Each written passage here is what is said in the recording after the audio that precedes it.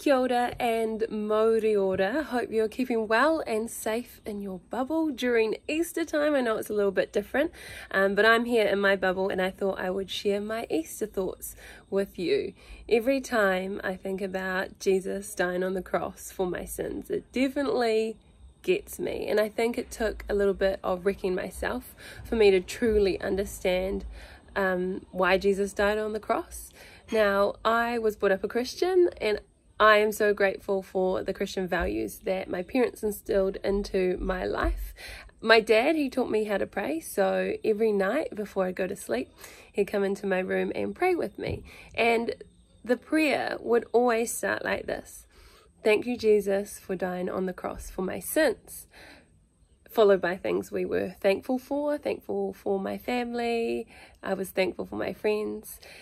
And that was every prayer, every night, and it became a bit of a routine. So that's just how I learned how to pray. Thank you, Jesus, for dying on the cross for my sins. We'd always go to church and there'd be Easter specials.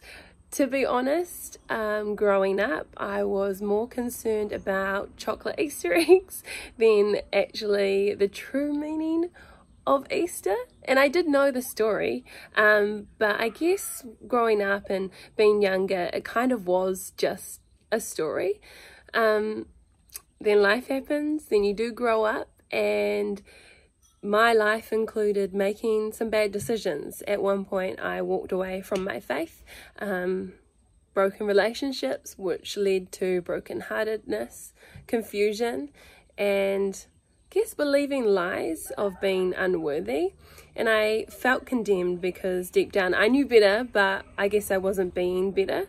So all of that was pretty heavy, and I didn't feel like I deserved to hand over all my heaviness to Jesus. So when I came back to Jesus, I thought, well, why should I give all of this to Jesus? He doesn't deserve this. After all, I mean, he'd only ever been good to me. So, you know, feeling unworthy and like I couldn't even let go of my own hurt. I know some people can relate, but you know what?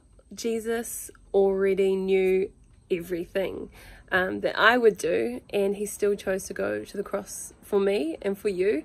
He knew every hurt, every pain, and every single time that I would turn my back on him, and he still chose to endure pain and suffering so that we could live a life of freedom. And he made the choice to carry that cross, and he knew that it was coming. He knew what was coming for him, and still he thought about you and he thought about me when he was carrying that cross. And he thought, you know what, you're worth it.